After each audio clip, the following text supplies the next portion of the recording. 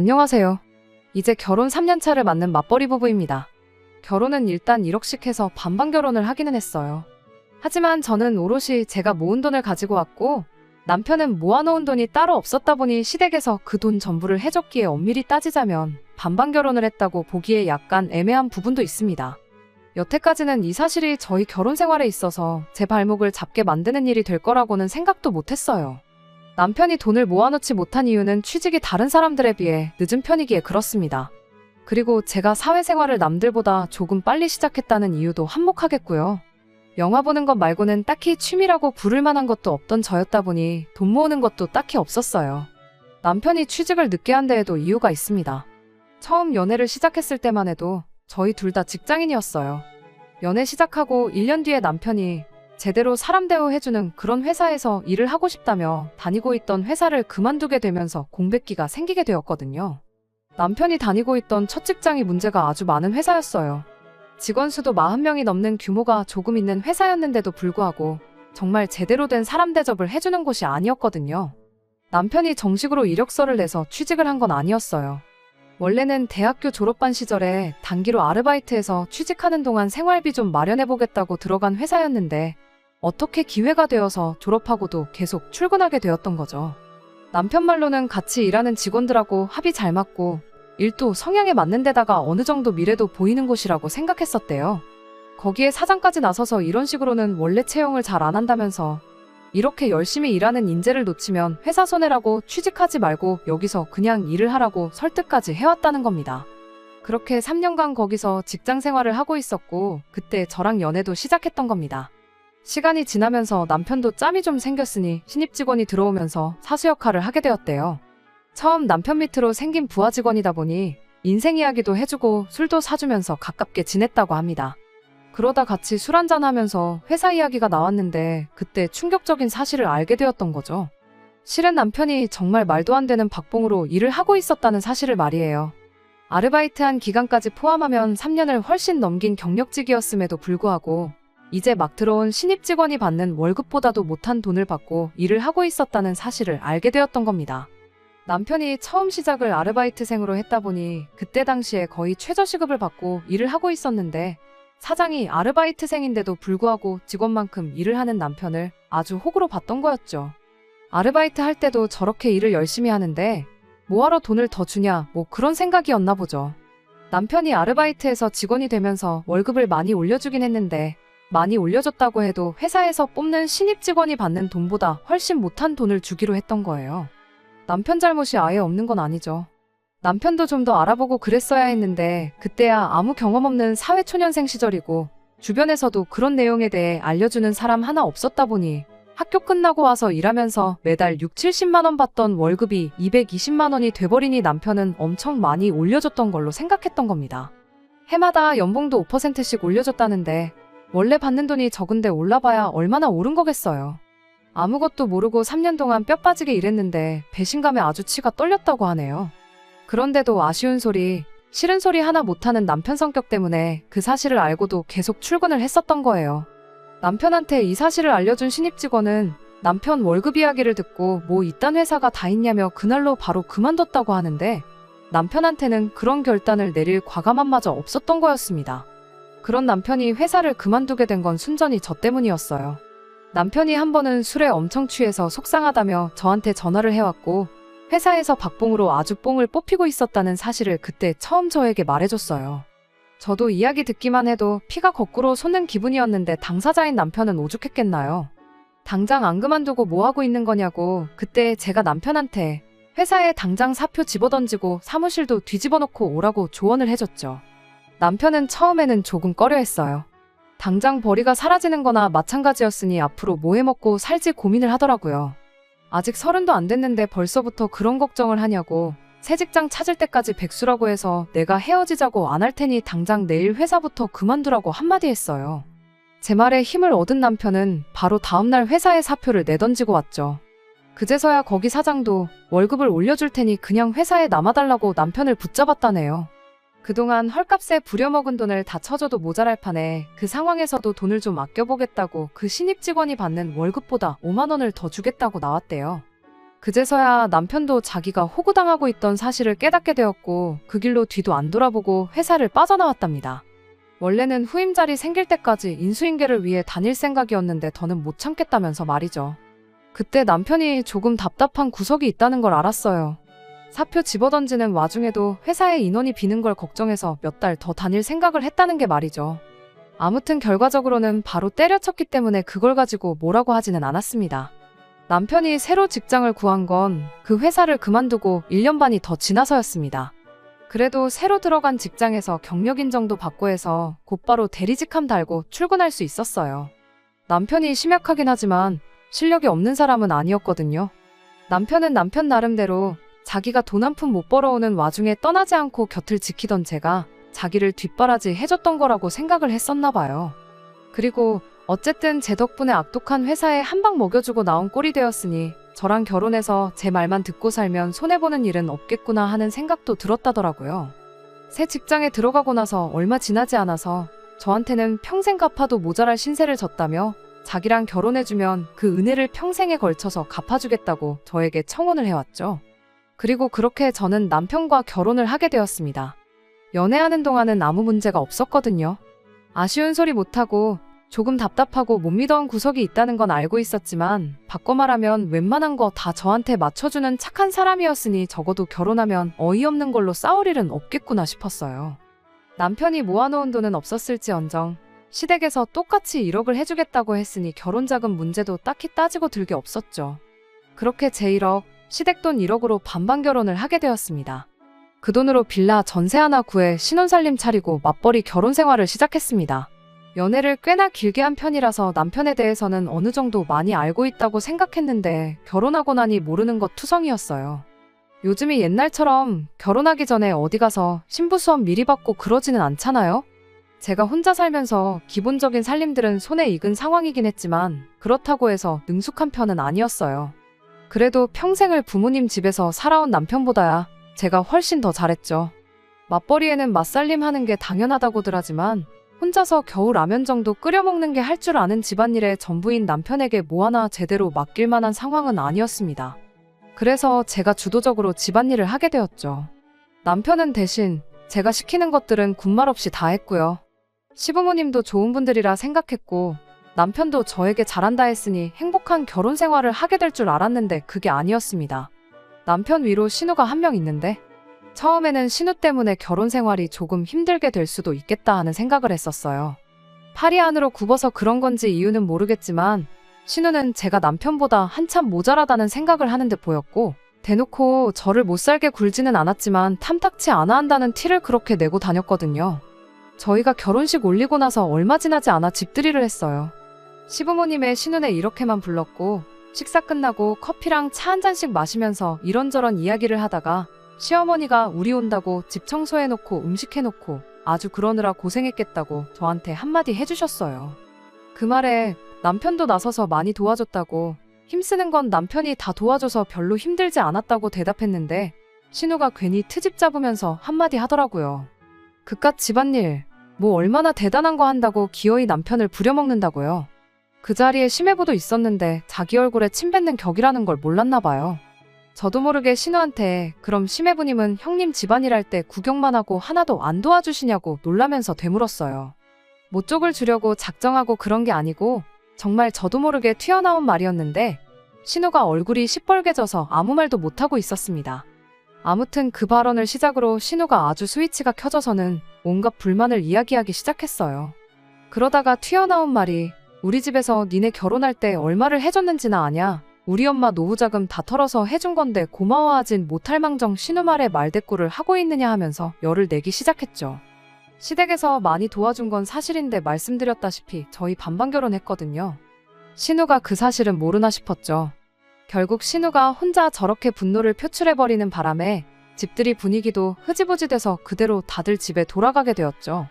모두가 돌아가고 나서야 남편이 저에게 말해주길 누나가 결혼할 때는 집에서 한 푼도 지원 못 받아서 저런다. 부러워서 그러는 거니까 자기가 이해해달라 하면서 설명을 해주기 시작했죠.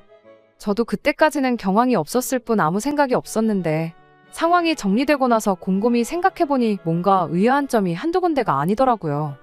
일단 결혼지원금 받을 때 그게 시부모님 노후자금이라는 이야기는 그때 당시 아무도 저한테 이야기해 준 적 없는 모르는 사실이었어요. 시부모님이 결혼을 일찍 하셔서 아직도 나이가 많은 편이 아니세요. 저희 결혼했을 때만 해도 아버님이 60대 초반이고 어머님이 50대 후반이셨죠. 시어머니는 평생을 전업주부로 살아오긴 했지만 시아버지가 경제활동을 계속 하고 계시던 상황이기도 했고 저희 앞에서 이따금씩 은퇴 이야기도 꺼내고 하셨던 적도 있었기에 저는 당연히 노후 준비가 다 되어 있다고 생각했었습니다. 그런데 난데없이 저희 결혼할 때 지원해준 돈이 사실은 노후 자금을 털어서 해준 거라는 소리를 들으니 안 좋은 생각이 자꾸 들기 시작했죠. 저희 친정이 저한테 물려줄 만한 재산은 없을지라도 나중에 저한테 아쉬운 소리 하거나 손 벌릴 생각 없으시다며 노후 준비를 완벽하게 끝내놓으신 상황이었거든요. 남편은 계속해서 누나 결혼할 때 집에서 정말 아무것도 못 받았는데 나는 1억이나 받아갔으니 배가 아파서 그러는 거라며 아무 걱정하지 말라는 식으로 말을 했습니다만 뭔가 뒤숭숭한 느낌을 지울 수가 없었습니다. 그리고 역시나 안 좋은 예감은 틀리는 법이 없다더니 그날로부터 3년이 지난 지금에 와서야 남편 입에서 이런 이야기가 나오게 되었네요. 회사에서 급작스럽게 해외 출장일이 잡혀서 4박 5일 동안 집에 들어오지 못한 적이 있어요. 말씀드렸다시피 남편이 집안일이라고 해봐야 제가 시키는 거나 대충 도와줄 줄이나 알지 자발적으로 무언가 하는 성격이 아니거든요. 급하게 잡힌 출장 일정이라 남편 먹을 밥이라고 미리 5일치 밥을 준비해 놓을 시간도 부족했어요. 제가 미리 밥을 준비해 놓는다고 한들 당장 하루 이틀치 말고는 나머지는 얼려놓아야 했을 텐데 남편 성격에 데워 먹는 게 귀찮다고 손도 대지 않을 게 뻔했거든요. 길게 집을 비우는 게 처음이었다 보니 차라리 남편한테 시댁에 가 있으라고 했어요. 괜히 배달 음식만 주구장창 사 먹거나 라면이나 끓여 먹을 게 뻔해 보여서 그렇게 한 거였죠. 시어머니한테는 따로 연락드려서 20만 원 보내드렸고 저 가 있는 동안 오랜만에 아들하고 오붓한 시간 보내시라고도 말씀도 잘 드리고 그렇게 출장을 떠나게 되었습니다. 그리고 출장 다녀왔더니 남편은 저한테 잘 다녀왔냐느니 고생했다느니 하는 말은 한마디 없었고 은근슬쩍 계속 시부모님 이야기를 꺼내기 시작했습니다. 아버지 등이 평소보다 더 굽어 보인다느니 어쩐다느니 어머님 눈이 안 좋아지셨는지 소금이랑 설탕도 구분을 못하셔서 하루는 설탕국을 먹었다느니 하면서 말이죠. 그러면서 자기가 집안의 장남으로서 부모님이 너무 걱정이 돼서 두고 볼 수가 없다는 식으로 혼자서 쉬지도 않고 계속 중얼거리더라고요. 혼잣말 하는 것처럼 중얼거렸지만 집에 남편하고 저 둘밖에 없는데 누가 봐도 저 들으라고 하는 소리였어요. 듣다 못한 제가 나한테 무슨 이야기가 하고 싶어서 그렇게 혼잣말을 중얼거리느냐고 단도직입적으로 물어봤죠. 그랬더니 그제서야 본론을 꺼내기 시작했어요. 안 그래도 자기가 시댁에서 며칠 지내기로 했다고 하루는 누나랑 매형도 같이 와서 저녁 식사를 했답니다. 그리고 그때 신우가 이제 부모님도 연세가 연세인데 언제부터 모시는 게 좋을런지 그런 이야기를 꺼냈다고 하더라고요. 시아버지가 은퇴를 앞두고 계시긴 했지만 두 분 다 아직 정정하셨거든요. 물론 노후 준비가 완벽하게 되어 있다면야 그때 은퇴해서 편하게 노후 즐기는 것만큼 좋은 게 또 없겠다만 그건 상황에 따라 다른 거잖아요. 심지어 저희 친정부모님도 노후 준비 완벽하게 끝내놓은 상황이었지만 아직도 사람 일 어떻게 될지 모른다며 두 분 다 아직도 경제활동을 하고 계세요. 평생 사무실에서 펜만 굴리시던 친정아버지도 정년퇴직 후에 놀고만 있을 수 없다며 아는 분 가게 나가서 청소도 도와주고 굳은 일 마다하지 않고 그러면서 생활비를 벌고 계시거든요. 예전이야 환갑이었지. 요즘 100세 시대라는데 아직 두 분 다 정정하시고 일할 거리 찾는다면 얼마든지 찾을 수 있을 텐데 왜 벌써부터 합가 이야기를 꺼내느냐고 남편한테 대놓고 물어봤어요. 그랬더니 남편이 저보고 왜 이렇게 공감 능력이 떨어지냐며 혼자 열을 내더라고요. 아직 합가하자고 말을 꺼낸 것도 아닌데 뭐 그렇게 예민하게 구냐며 눈치를 주기 시작했습니다. 그러면서 저한테 한다는 소리가 시부모님이 우리 집에서 같이 살게 되면 그만큼 이득 보는 게 많은 거 모르냐고 따지더라고요. 이득은 무슨 이득이냐고 했더니 어머님이 같이 살게 되면 나중에 우리 아이 태어나면 애도 대신 봐주실 거 아니겠냐고 그것만 해도 제 월급에 애 봐주는 사람 구하는 것까지 생각하면 달에 500만 원은 이득을 보는 거랍니다. 그것뿐이겠냐며 어머님이 살림도 대신 다 해주실 거 아니겠냐며 그것도 한번 계산을 해보라는 거예요. 하루에 하는 집안일을 2시간씩만 잡아도 우리 시급으로 계산하면 그것도 달에 200만 원은 좋게 될 거라면서 말이죠. 그리고 어차피 내가 집안의 유일한 아들이니 나중에 가면 부모님 모시고 살게 될 게 당연한 건데 당장 내일부터 모시나 나중에 가서 몫이나 달라질 게 뭐가 있냐고 하더군요. 마치 저한테 선택권이라고는 없다는 듯이 딱 잘라서 말을 하더라고요. 평소에 언변이 그렇게 좋은 사람이 아닌데 입에 모터가 달린 것 마냥 따다다 쏘아대는 걸 보니 누가 보면 미리 연습이라도 한 줄 알겠다 싶더라고요.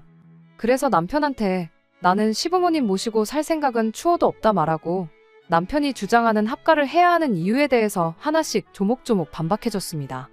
당신 말 맞다나 시어머니가 살림해주고 나중에 아이 태어나고 애 봐주시고 그러는 거 생각해보면 분명히 도움이 되는 건 맞는 말이다만 앞뒤가 맞지 않는 거 아니냐고요.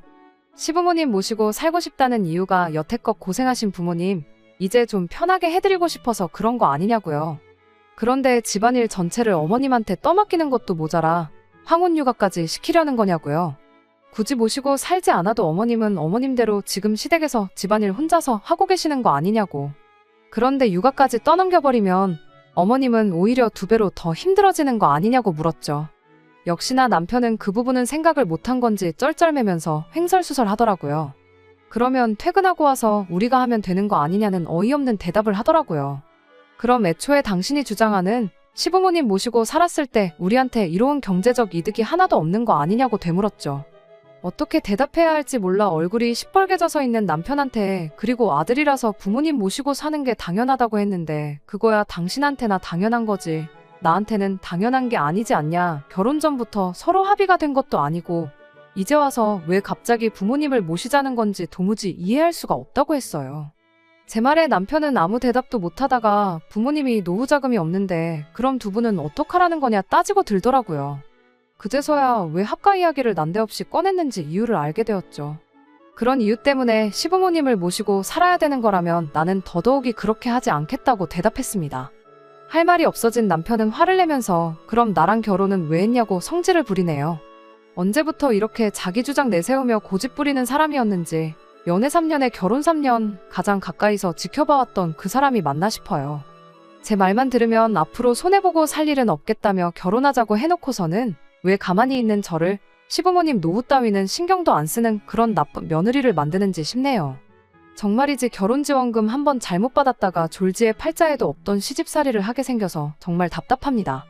어떻게 딱 잘라 말해야 남편도 고집 그만 부리고 포기할런지 뭐 좋은 방법이 없을까요? 정말이지 여러 가지 생각에 잠기게 만드는 하루입니다. 후기입니다.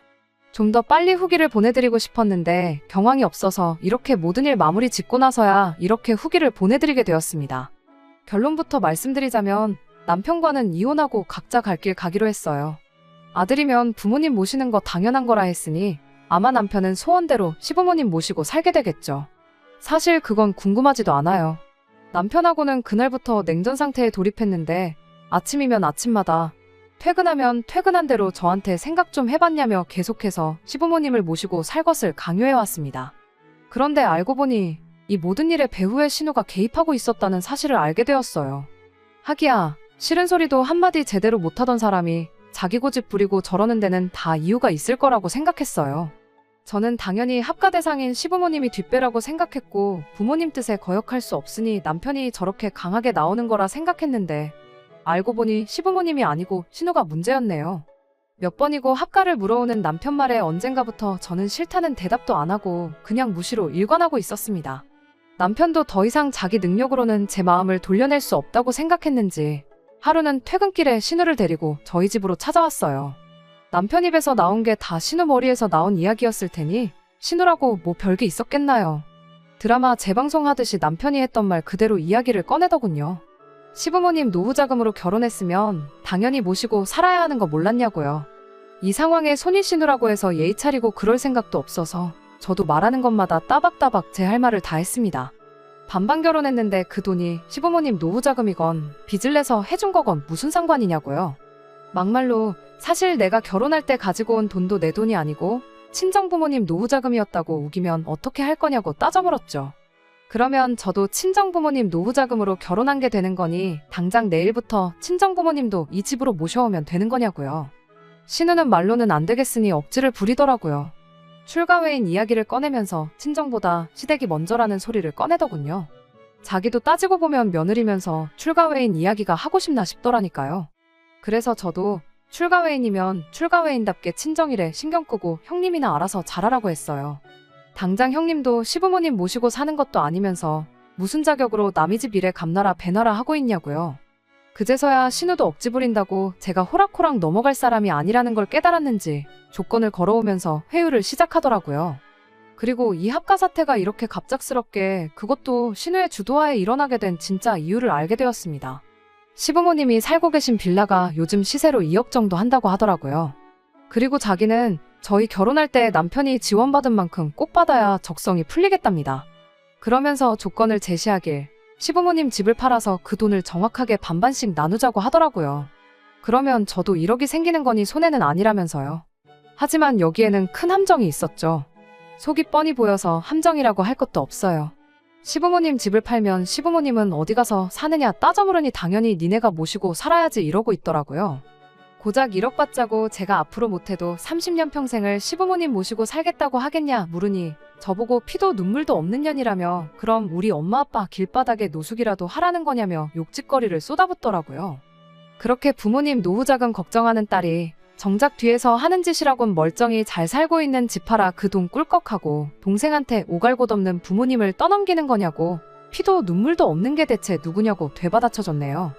자기도 말문이 막혔는지 혼자 부들부들대면서 악을 쓰다가 그럼 부모님 노후자금이나 뱉어내라고 엄포를 놓길래 반반 결혼한다고 받은 돈을 내가 왜 뱉어내야 되냐고 그렇게 효녀노릇이 하고 싶으면 여기서 이럴 게 아니고 시부모님 모시고 외식이나 다녀오라 한마디 해주고 저는 방으로 들어가 버렸습니다.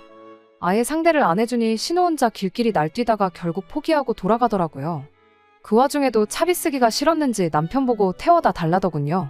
남편은 거기서 속도 없이 신우를 집까지 데려다주고 왔습니다. 이걸로 끝났더라면 이혼까지는 안 했을 텐데 차 안에서 신우한테 무슨 소리를 듣고 온 건지 집에 돌아온 남편이 다짜고짜 오냐오냐 해줬더니 시댁 무서운 줄 모르고 가장인 나도 우습게 보는 거냐며 2차전을 시작하는 겁니다. 이쯤 되니까 돌이킬 수 없는 데까지 왔구나 하는 생각이 들었습니다. 남편을 설득해 놓으면 신우가 와서 저러고 신우의 말을 무시하면 남편이 와서 저러는데 모르긴 몰라도 이게 앞으로 펼쳐질 제 결혼 생활이라는 게 안 봐도 뻔하더라고요. 이미 저는 시부모님 사정이 어떻게 되었든 간에 길바닥에 내몰면 내몰았지 모시고 살 생각은 추호도 없는 그런 사람이 되어 있는데 여기서 제가 뭘 더 어떻게 해야 하나 싶어서 그 자리에서 포기해버렸어요. 남편한테 원하는 대로 신우한테 결혼할 때 받은 돈도 돌려주고 시부모님도 모시고 살라고 한마디 해줬죠. 분위기 파악을 못하는 건지 남편은 제가 이제서야 자기 말을 듣는 건 줄 알고 입이 귀에 걸려서 웃더라고요. 언제쯤 오시라고 하면 되겠냐, 방은 어떤 방을 정리하면 되겠냐 혼자 들떠서 신이 나 있더라고요. 아무 때고 당신 원할 때 하면 되고 안방을 들여도 되니 알아서 하라고 했습니다. 그리고 저는 방에 들어가서 제 짐을 꺼내기 시작했죠. 남편은 내일 당장 모시는 거 아니니 천천히 하라고 아직도 착각을 하고 있더라고요. 그 길로 남편한테 나는 일단 친정에 가 있을 테니 서류 준비되는 대로 만나서 재산 분할은 어떻게 할 건지 정확하게 정산 한번 해보자고 했습니다. 반반 결혼했고 똑같이 맞벌이 했으니까 정확하게 절반 나눌 거고 정확한 정산은 나중에 날 잡아서 한 번에 하자고 말했습니다. 그제서야 제가 무슨 말을 한 건지 눈치를 챈 남편이 그게 무슨 소리냐며 얼굴이 죽상이 되더라고요. 나는 시부모님 모시고 살 생각이 없고 그렇다고 당장 당신 누나가 되었든 당신 부모님이 되었던 간에 내 피 같은 돈 1억을 넘겨줄 생각도 없으니 내가 빠져주는 거라고요. 나만 빠져주면 우리 돈 1억이 아니라 네 돈 1억을 부모님한테 돌려드릴 수 있는 거 아니냐. 그러니까 이혼하고 그걸 신우랑 공평하게 나눠갔던 그 길로 부모님 모시고 살면서 아들로 태어난 도리를 하던 그때부터는 당신 좋은 대로 하면 되겠다고 말이죠. 남편이 아연실색을 하면서 이혼 말고 다른 방법이 있을 거라며 그제서야 같이 머리를 맞대고 좋은 방법이 있는지 한번 고민 좀 해보자고 하는 겁니다. 그래서 어디 한번 지금 이 상황에 이혼보다 더 좋은 방법이 있는지 지금 당장 말해보라 그랬어요. 시간 넉넉히 줄 테니까 천천히 생각해보라고 말이죠. 신우랑 한통속이라 저러는 거지. 남편도 합가를 하던가 생돈을 날려야 하는 말도 안 되는 양자택일을 강요받고 있다는 사실을 알고는 있던 건지 아무 말도 못하더라고요. 결국 좋은 방법이라고 내놓은 아이디어가 어차피 우리 맞벌이 하고 있고 아이도 없으니 경제적으로 어려울 게 없지 않냐면서 앞으로 매달 100만 원씩 신우한테 보내주잡니다. 그러면 4년이면 5천만 원이지 않냐고. 그렇게 하면 시부모님도 모실 필요 없고 따지고 보면 누나도 똑같이 5천씩 받은 꼴이 되는 거니 더 아무 말 없지 않겠냐면서요. 당신 지금 누나한테 돈을 주고 싶은 거냐? 시부모님 모시고 싶다고 한 거 아니었냐고 반문했더니 아무 대답도 못하고 멍하니 저만 쳐다보고 있길래 그냥 그 길로 짐 싸서 친정으로 향했습니다. 다음 날이 돼서 남편도 아니고 신우도 아닌 시어머니한테 전화가 왔어요. 모르는 척 하는 건지 진짜 모르는 건지는 모르겠지만 이 상황이 시부모님과 상의가 되었던 게 아니라는 걸 알게 되었습니다. 하기야 남편하고 신우가 말하는 꼴을 보니 시부모님 모시고 사는 게 문제가 아니라 돈이 문제였던 거였으니 그럴만도 하겠다 예상은 하고 있었죠. 시어머니는 저한테 사과를 먼저 해왔어요. 그리고 두 번 다시 신우가 저희 앞에서 합가나 돈 이야기 꺼내지 못하게 단도리를 하겠다고 하셨죠. 원래부터 남편이 지 누나 말에는 꼼짝을 못했었다는 이야기를 해주시더라고요. 그제서야 어디 가서 싫은 소리 못하고 결정도 잘 못 내리는 남편 성격이 신우 때문에 그렇게 되었다는 걸 알았네요. 저는 조금만 더 생각을 해봐야겠다 대답했고 전화를 끊었습니다. 단순한 부부싸움이었다면 시어머니 때문에라도 그냥 넘어갔겠지만 남편에 대한 신뢰가 바닥인 상황에서 남편이 신우한테 원래부터 꼼짝도 못한다는 사실을 알게 되었으니 더더욱이 이혼의 확신이 생기기 시작했어요. 그날로부터 이틀이 지나서 저는 이혼을 해야겠다고 결심을 했습니다. 더 길게 끌어봤자 결과는 똑같겠다 싶어서 그 길로 바로 서류 작성하고 집에 가서 남편한테 이혼하자고 했어요. 이혼 서류 건네주면서도 남편이 울고불고 매달리면 어떻게 해야 하나, 마음이 약해지진 않을까 그런 걱정을 했는데 남편이 제 마음 돌려보겠다고 또 제가 몰랐던 이 모든 사건의 전말을 말해줬습니다. 신우가 결혼하자마자도 아니고 3년 만에 이렇게 나온 이유가 따로 있었더라고요. 신우가 남편 몰래 빚내서 주식을 시작했다가 원금 대부분 날려먹고 급하게 돈이 필요한 상황이었다고. 그런데 그냥 그 돈을 해주자니 거절당할 것 같아서 일을 이렇게 크게 만들었던 거라네요. 그거 걸리면 누나가 이혼당할 것 같다고 울고불고 부탁을 해오는데 자기도 안 되는 거 알지만 누나 도와주고 싶어서 그랬던 거랍니다. 하지만 이젠 당장 누나가 이혼을 당하던 말던 손절해버리고 우리 미래만 위해서 살겠다고 말해오는데 긴 말할 것 없고 빨리 이혼 서류에 도장이나 찍어달라고 했습니다. 질질 끌면 나도 소송으로 갈 수밖에 없으니 마무리라도 깔끔하게 하자고요. 이혼을 하는 과정에 있어서 시부모님은 당신들이 돈이 없어서 그런 거라며 계속 저한테 미안하다고 사과를 해왔지만 정작 이 사건의 원흉인 신우는 저한테 전화는커녕 문자도 한 통 보내지 않았어요. 남편과 이혼 서류 제출하고 나오는데도 숙려기간 동안 잘 좀 생각해달라는데 그런 거 생각할 겨를도 없이 속이 너무 후련하더군요. 결혼하면 제 말만 듣고 살아도 손해보는 게 없겠다더니 결국 누나 말 듣다가 자기 인생이 저렇게 망가졌는데 남편도 제정신이면 재산 분할한 돈으로 신우 빚 갚아주고 그러진 않겠죠. 이제 이혼해서 각자의 길을 가기로 했으니 아무쪼록 정신 차리고 살았으면 싶은 따름입니다. 다 끝난 줄 알았는데 이렇게 또 후기를 남기는 날이 올 줄은 몰랐네요. 이혼한 마당에 남편이며 그 식구들과 두 번 다시 얽힐 일은 없을 줄 알았는데 신우가 몸소 전화까지 해줘서 근황을 알려준 덕분에 이렇게 마지막 후기를 남깁니다. 다짜고짜 신우한테 전화가 와서는 너 때문에 내 인생 망했다며 욕짓거리를 하더라고요. 남편하고 이혼하면서 남편은 물론이고 시부모님까지 신우와 등을 돌렸나 봐요. 일단 노후자금이라고 했으니 남편이 재산분할 받은 돈 중 결혼자금으로 받아온 돈을 신우가 아니라 시부모님한테 돌려드렸답니다. 시부모님은 신우가 자기 주식빚 때문에 두 분 모르게 집까지 팔아가며 억지로 저희를 합가시키려 했고 결국 그 때문에 아들 부부가 이혼하게 되었다는 사실을 알고 있으니 제 생각이지만 그게 너무 괘씸했었나 봐요. 시부모님이 신우한테 노후자금 걱정해주더니 왜 이제 와서 주식빚을 갚아달라고 하느냐며 거절을 했다고 하더라고요. 결국 신우는 더 이상 혼자 힘으로는 이자도 메꿀 수 없는 상황이 돼버려서 결국 거액의 빚을 지게 된 걸 남편한테 들키게 되었고 지금 그것 때문에 이혼당한 애 만회하는 상황이라며 저한테 화풀이를 하려고 전화를 했던 거예요. 그래서 저도 한마디 해줬어요. 피차나도 너 때문에 이혼녀 타이틀을 달게 되었는데 네가 이혼당한다고 하면 내가 뭐 미안해라도 할 줄 알고 전화한 거냐고요. 인과응보라는 말이 괜히 있는 게 아니라고 지은 죄를 돌려받는 거니 억울해 말고 이참에 여태껏 잘못 살아온 네 인생이나 한번 돌아보라고 한마디 해줬네요. 전화기 너머로 소리를 빽빽 지르던 신우를 뒤로 하고 전화 끊어버리고 번호도 차단해버렸습니다. 이젠 두 번 다시 그 집구석하고 얽힐 일은 없을 거예요. 적어도 이혼의 원흉이나 마찬가지였던 신우 인생의 말로가 저렇게 처참하게 되었다는 거나 위안 삼으려고요. 댓글로 응원해주신 분들께 모두 감사드리며 저는 이번에는 진짜로 작별 인사를 드려야겠습니다.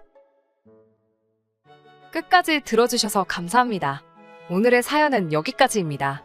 구독과 좋아요, 알람 설정 부탁드리고 더 좋은 사연으로 다시 찾아뵙겠습니다. 감사합니다.